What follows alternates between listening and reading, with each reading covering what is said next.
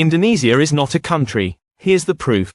Everyone who still claims to be the Indonesian people needs to understand the harsh but honest reality. The entity called Indonesia was not born from the people's choice, not the result of the nation's mandate, nor is it an independent state as claimed in textbooks.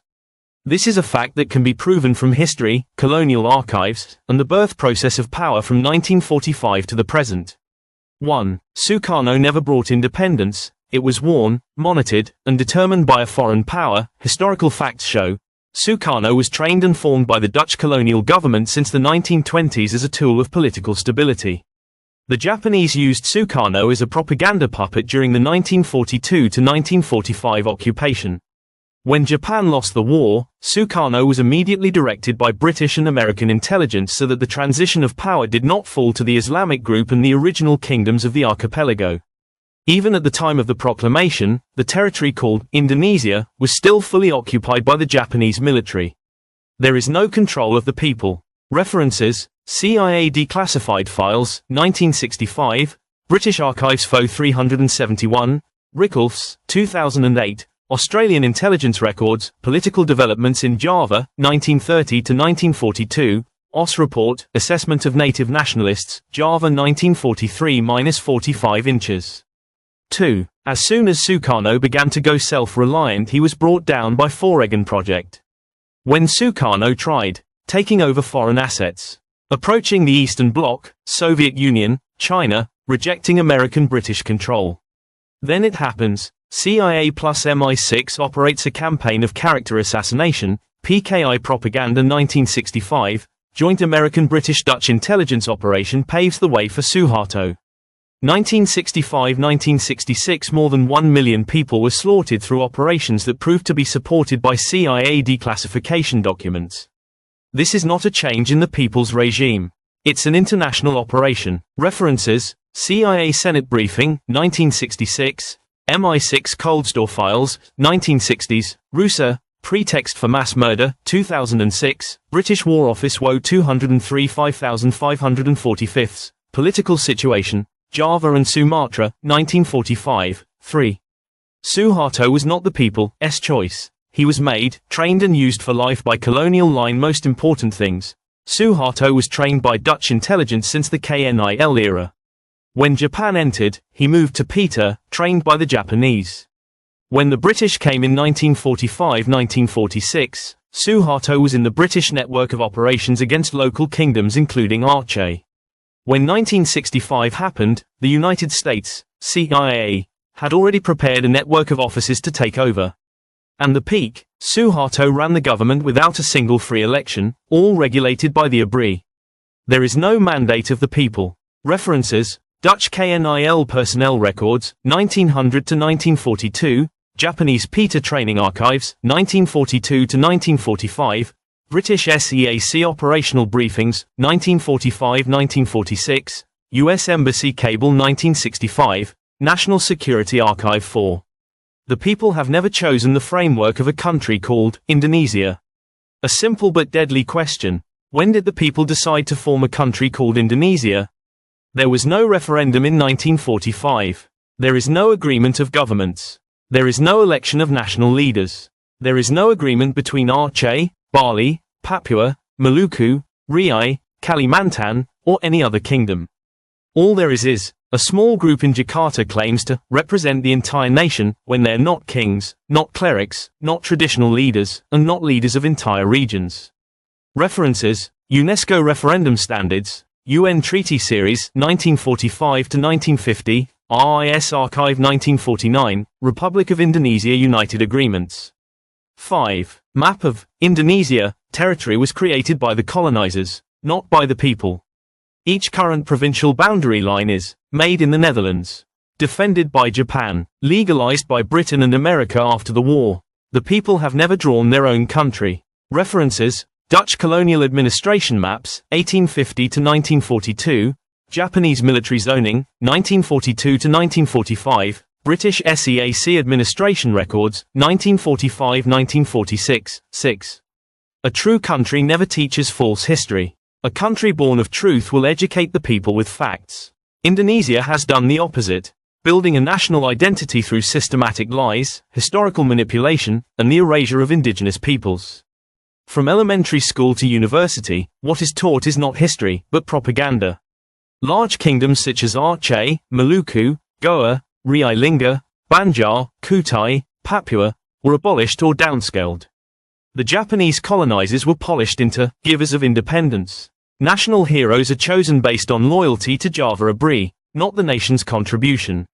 The 1965 massacre, the Aceh Dom, Timor-Leste, Papua, Maluku, were eliminated from the curriculum. The international treaties of Aceh and other kingdoms were hidden, so that the people would not know that they had their own country's history. What country is afraid of its own history? The law was also made full of corruption loopholes. BPK, MA, MK, Komnas HAM are only storefronts, not legal guardians. Everything is designed so that the truth never appears. A true state does not need to manipulate the past. Fake states rely on lies to stay alive.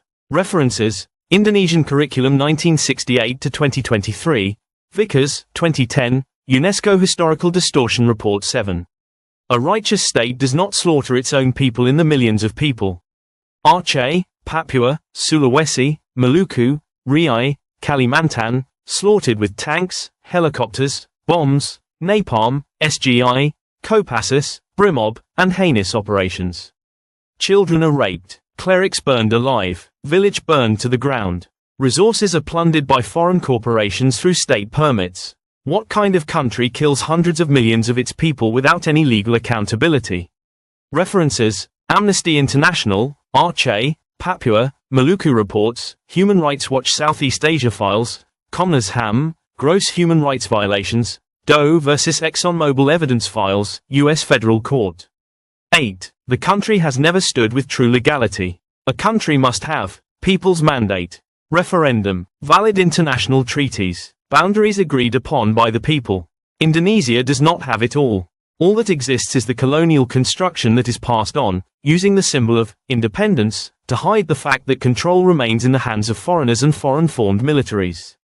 References: Montevideo Convention on Statehood, 1933, UN Principles of Self-Determination, UN Archives on Non-Self-Governing Territories, RIS Sovereignty Transfer Agreements, 1949, the most important conclusion.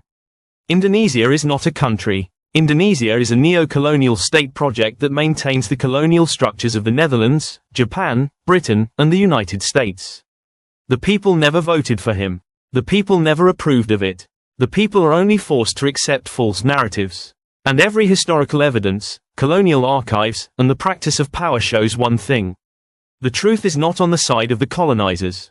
The truth is on the side of those who are silenced. If all of this is the real truth, and there are still those who persist with the slogan, the price of death, then prepare to die with the sinners, fraudsters, murderers, and robbers who deprive the indigenous peoples of their rights. If you all claim to be Muslims but still defend this falsehood, then you are living in the most obvious hypocrisy, standing on the lies that you have nurtured yourself. Verses and hadiths about tyranny, hypocrisy, and falsification of the truth. The Quran and Hadith very clearly condemn tyranny, lies, and acts of deprivation of human rights. The following verses and hadiths are general, talking about the moral and justice principles that must be upheld, not to condemn a particular group, but as a universal guideline about truth and trust. 1. Prohibition of doing wrongs and depriving others of rights. Allah said, "Do not eat your neighbor's property in a wrong way." QS. Al-Baqarah 2-188, and do not be inclined towards the unrighteous. QS. Hud 11-113, and Allah does not like the unrighteous. QS. Ali Imran 357, these verses reject all forms of deprivation, deceit, and tyranny against humans, whatever they may take. 2. Prohibition of hiding the truth. Allah said, "Thou shalt not hide testimony, whoever hides it, his heart sins." QS. Al-Baqarah 2-283, why do you mix the true with the false, and you hide the truth when you know it? QS. Al-Baqarah 242, this verse denounces historical manipulation, falsification of facts, and concealment of truth. 3. Strong threats against tyrannical leaders. The Prophet PBUH said, "Indeed, the people most hated by Allah on the day of resurrection are the unrighteous leaders." HR. Tirmidhi, the prayer of the wronged will be lifted up by Allah, even though he is a sinner. Ahmad, this hadith confirms that the tyranny of rulers is a great moral evil in Islam, for hypocrisy and lies are great sins. The Prophet Pbuh said, there are 3 signs of a hypocrite: when he speaks, he lies; when he promises, he reneges; and when entrusted, he betrays. Bukhari and Muslim, woe to those who deceive. QS Al-Muthaffifin 83-1, this verse and hadith condemns lies, manipulation, and betrayal of public trust. 5. Islam obliges to stand on the side of the victim and resist tyranny. Allah said, O you who have believed, be the enforcers of justice, be witnesses for Allah, even against yourselves. An-Nisa 4-135, and do not let your hatred of a race cause you to act unjustly. Be just, because justice is closer to piety. QS Al-Ma'idah 5-8. This verse affirms the moral obligation to defend justice and reject tyranny. 6. Oppression and deprivation will be accounted for. Allah said, and do not think that Allah is negligent in what the wrongdoers. QS Abraham 14:42, this verse is a direct warning that tyranny will never escape God's judgment. These verses and hadiths reinforce the principles of truth, justice, trust, and the absolute prohibition of tyranny, values that are the basis for every nation that claims to be civilized.